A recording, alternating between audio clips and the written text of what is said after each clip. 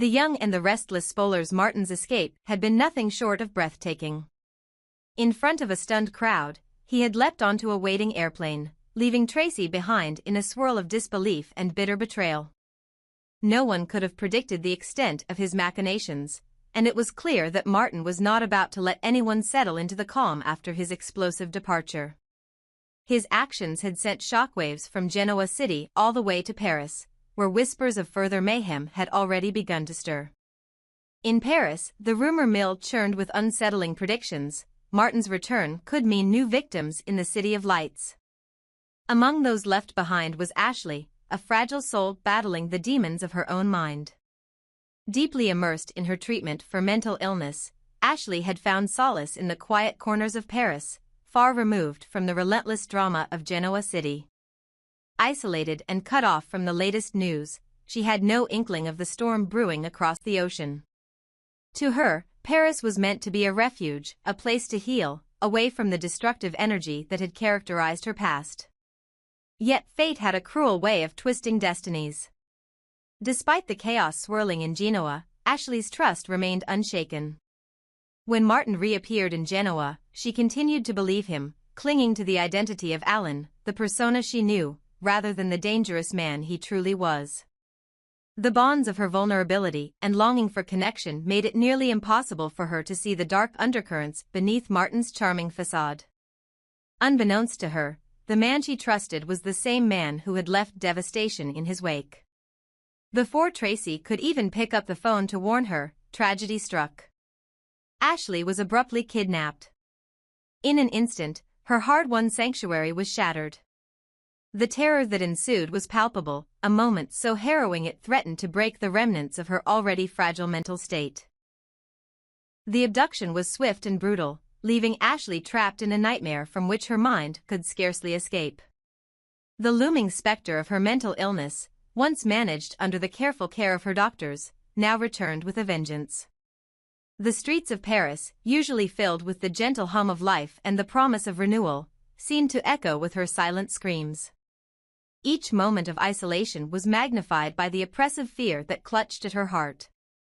Ashley's mind, already burdened by the scars of past traumas, now reeled under the weight of a terror that seemed almost otherworldly. The abduction not only robbed her of her freedom but also threatened to erode the very trust she had so desperately placed in herself, and in Martin, whose presence now loomed as a cruel reminder of betrayal. In the aftermath, the city buzzed with anxious whispers and unanswered questions. Who had taken Ashley? Would she ever be found?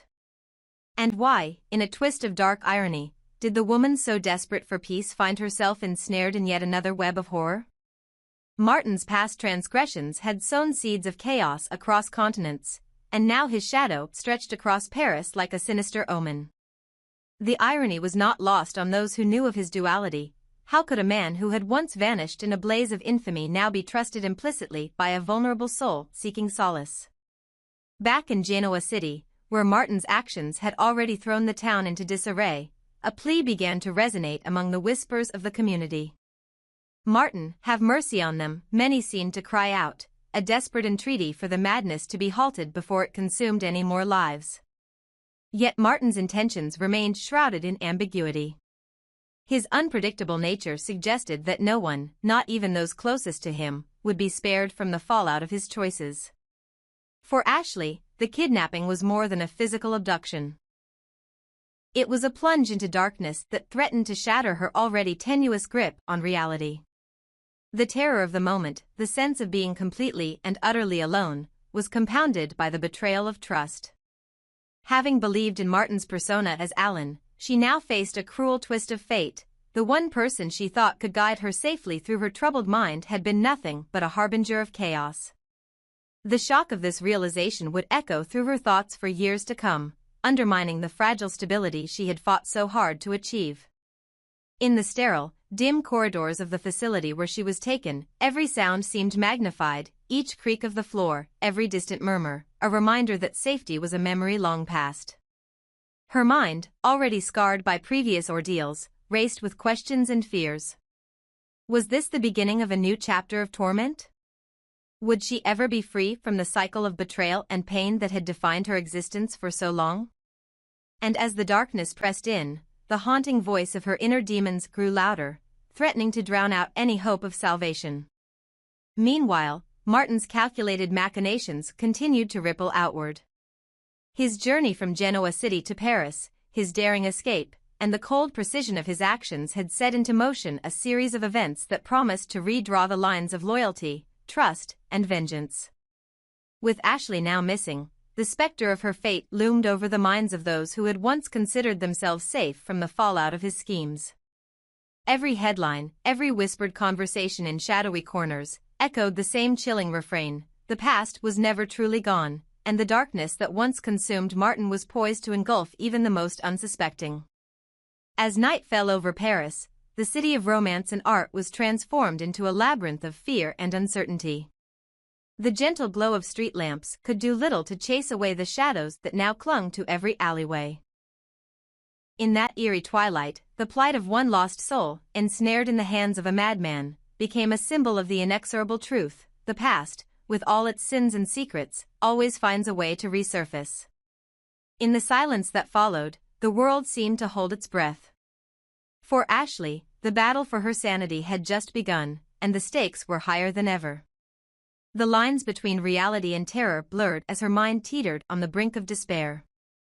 And in that precarious balance, her struggle echoed a broader, more universal plea, a plea for mercy, for understanding, and for the chance to reclaim the life that had been so mercilessly torn apart.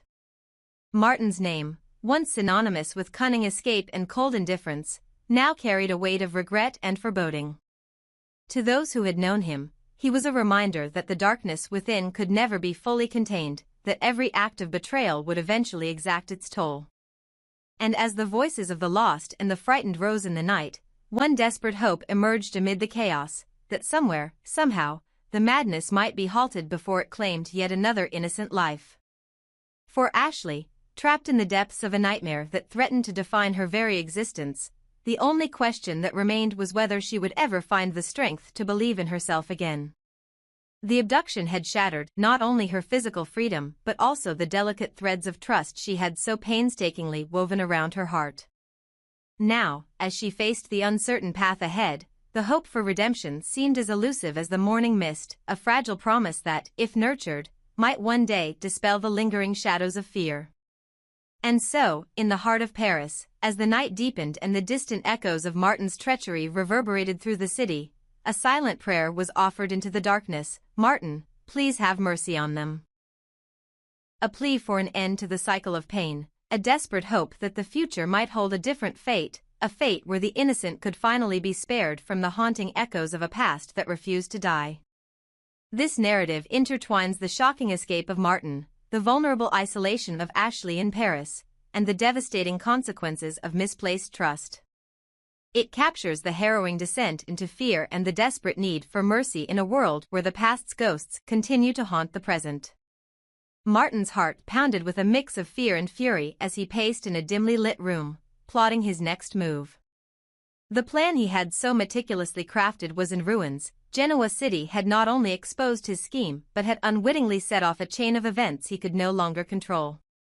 His desire for revenge surged like a tidal wave. He vowed to make the entire town suffer for shattering his plans.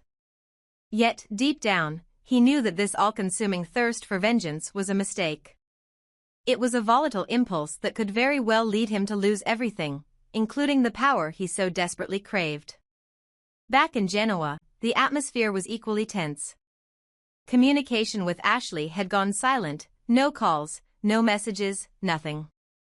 Traci and Jack, sensing the sinister undercurrents swirling through the air, felt an overwhelming instinct that something was terribly wrong. Their gut feelings told them that Paris might be the epicenter of the mounting crisis, and they prepared to head there, determined to get to the bottom of the mystery and to rescue Ashley if necessary. Just as the tension reached its breaking point, Traci's phone suddenly rang. With a heavy heart and trembling hands, she answered the call, only to be met with a shock that set the entire room ablaze with anger and disbelief. The message on the other end wasn't verbal but visual, a single, damning photograph that captured Martin in an intimate moment with Ashley. The image was both a revelation and a provocation.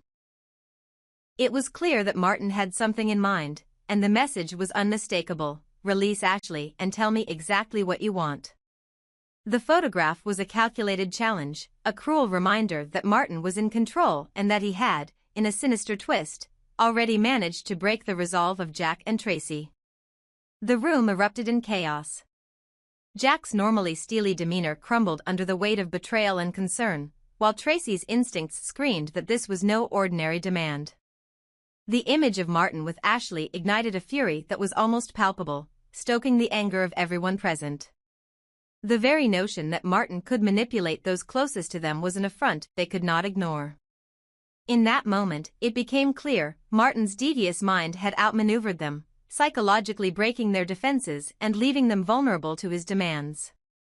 As Traci held the phone, she could barely process the situation. Was this a desperate plea from Martin?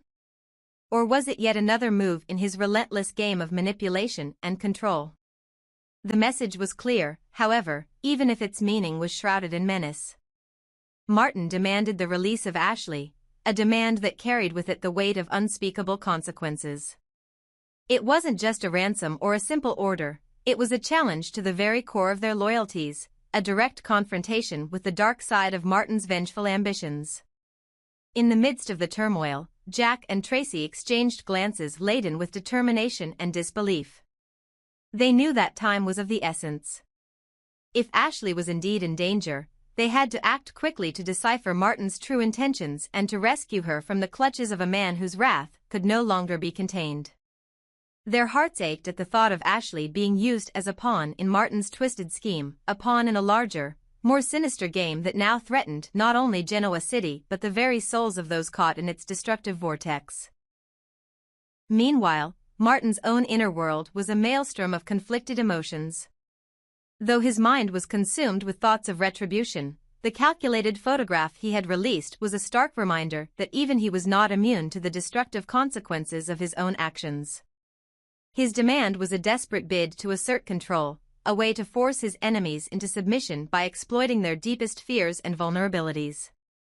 With Ashley's fate hanging in the balance, Martin's voice, though unseen, reverberated with a chilling finality: I want what I deserve. Release Ashley, and tell me exactly what you want to do to stop this. His words, though not spoken aloud, were clear as day. Any hesitation or defiance would only fuel his rage further. In the days that followed, the tension between Genoa City and Paris escalated. Jack and Traci, fueled by the anger the photograph had ignited, resolved to travel to Paris immediately. Their mission was no longer just about saving Ashley, it was about stopping Martin's reign of terror before his vendetta against Genoa City could cause even more havoc. The silent alliance among those who opposed him was forming quickly, as every whispered conversation and determined glance confirmed that Martin's plans were now spiraling dangerously out of control. In this dark, precarious moment, the stakes had never been higher. Martin's twisted desire for revenge was pitted against the desperate need to save an innocent life, and the balance between control and chaos teetered on a razor's edge. The photograph of Martin with Ashley wasn't just a provocation, it was a stark declaration of war. And as the players on this perilous stage prepared to face the consequences, one chilling truth emerged: in the battle for power and redemption, trust was as fragile as a shattered mirror, and every broken piece carried the potential for irreversible damage. As night descended upon both Paris and Genoa City, the echo of Martin's demands and the palpable dread of his unknown plans reverberated in every shadowed corner. The fight to reclaim control was underway, and with every passing moment, the future hung in a delicate, terrifying balance, a balance that would soon be tipped by the choices made in the darkest hours of the night.